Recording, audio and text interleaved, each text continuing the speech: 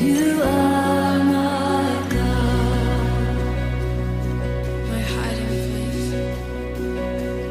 my hiding place, my safe refuge, my treasure, Lord, you are my friend and King, anointed one, most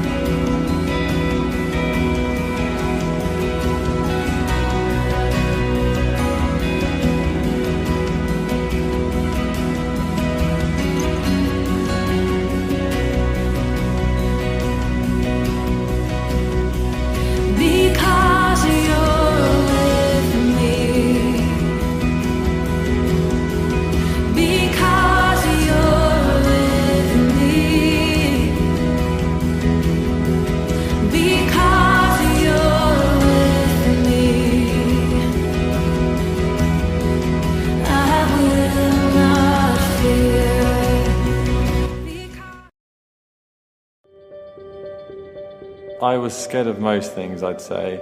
I think just not being the same as everyone else was kind of a big fear at that point. I was scared of spiders. I was definitely scared of the dark when I was a kid. Always been really scared of sharks, like crazy scared of sharks. The Gremlins. The TV show. I was really scared of, I guess, kind of like losing my family. I think the biggest thing I'm scared of is being alone, just feeling isolated and lonely. I think dying in general is kind of scary. Scared of getting stuff wrong, not succeeding. So yeah, scared of losing people that I'm close to, like family and things. One of my biggest fears is failure. Yeah, I think today I'm scared of really genuinely being fully who I am and not being scared of what people think of me. I think I have a fear of people. When I'm around groups of people, something in me just says these people don't really want me here. It makes you feel small and unable. It can really just keep you from almost expressing yourself completely. I think I'm really guilty of that, actually. Even if you know you should be doing something, fear just tells you to pause. It just pulls you away from everything that is you. You are literally living a lie. If you have hope, anything is possible. I think that's the power of hope. I feel like living with hope allows for more opportunity. You know, the great thing with living with hope is that you paint a picture of a better future in your head, and as you paint that picture, you start to step into that future. I think I hope to become myself more. I started looking at God and church. So I have hope because of my faith in God and seeing the things He's enabled me to overcome in the past. I have hope that He can do it again in the future. I think if you experience something in life, you then start to trust it. Even when things are crazy around, I'm still like, you're in control and you're bigger than all the stuff that the media might be telling me really sucks right now. My source of hope is my relationship with Jesus. You know, if I could only hope on myself and put my trust in my own strengths and my own gifts and abilities, then, you know, I'm not going to get very far. I think the biggest lie is that I've had in my head growing up, that the notion of God or living in faith is suppressive. You know, hope isn't just about what you can see in front of your eyes. You know, hope is is something that sits deep. It's a faith that wells up inside. And then living in faith is just total freedom to be exactly who you were designed to be. And it feels incredible, because why wouldn't it?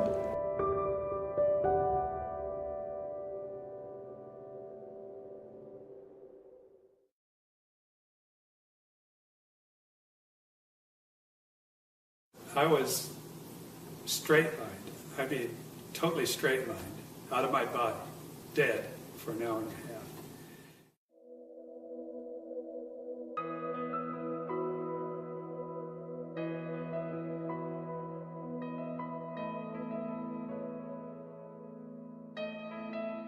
My name is Richard Cole, and I am 72 years old. I have never been what I would call religious. I've always believed that there was a God, and I believed that there was Jesus, but I've had doubts. I've been a doubter before, but I'm no longer that. And this happened to me in 2005, so that was 6 years ago.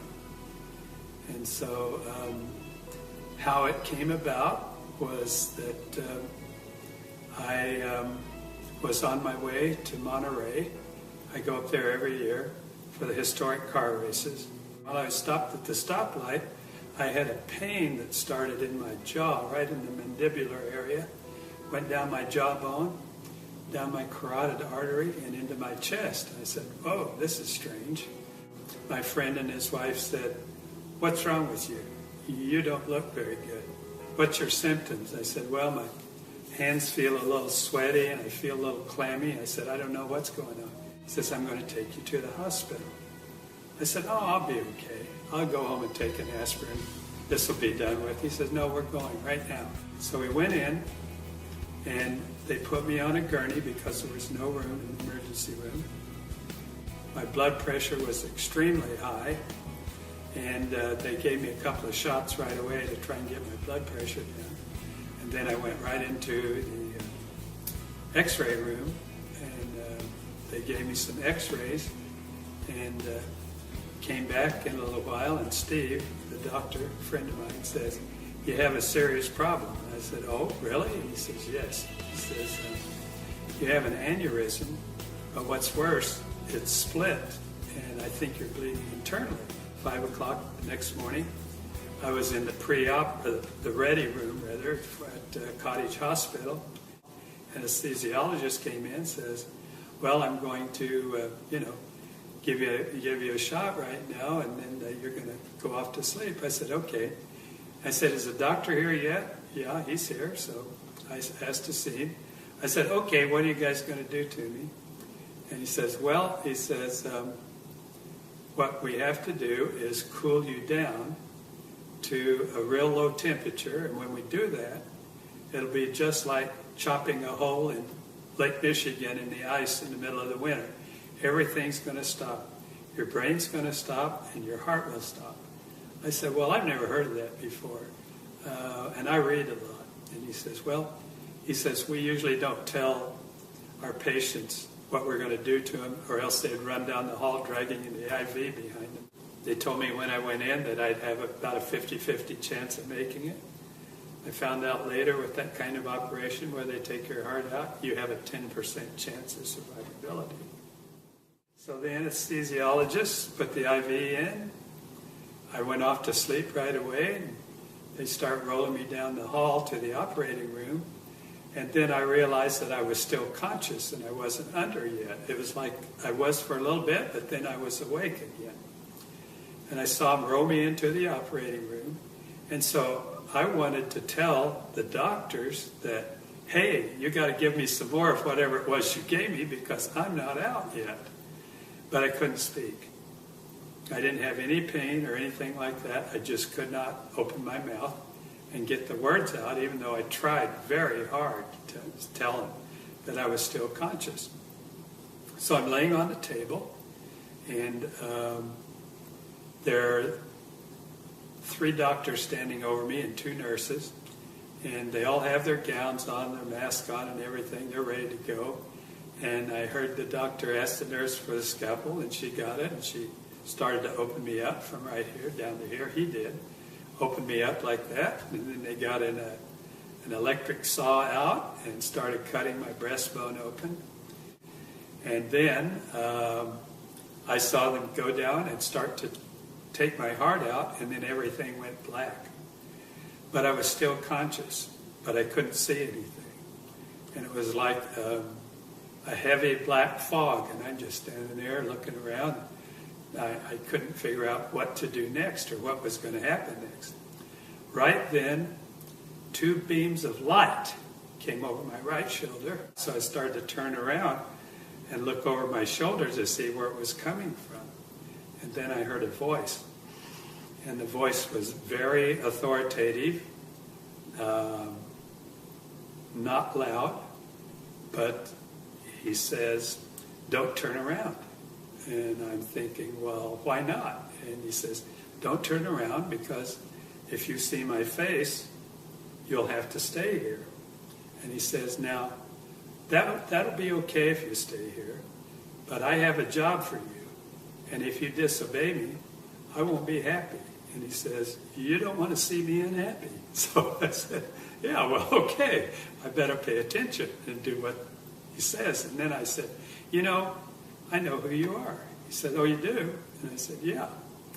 And all during this conversation, I had a feeling of where he was, that he was walking back and forth behind me, that he was sitting in a white throne, just a plain chair, didn't have jewels or anything on it, but just a plain white chair.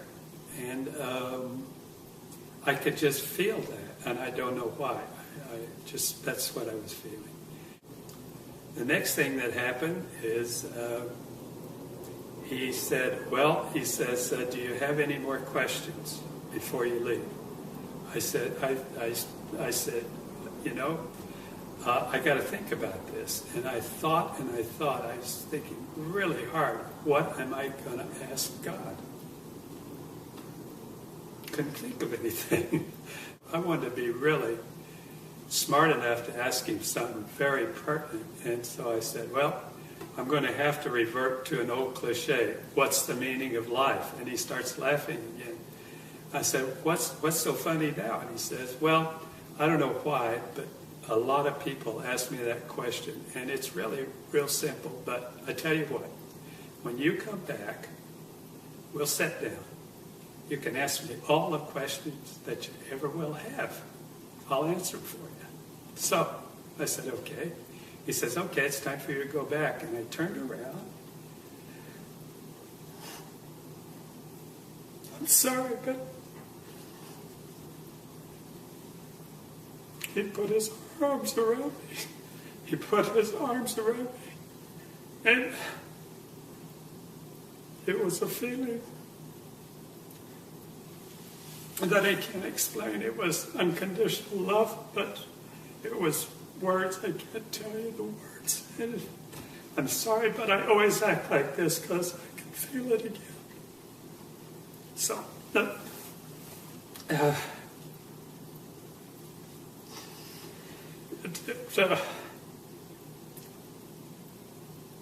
it changed my life. And the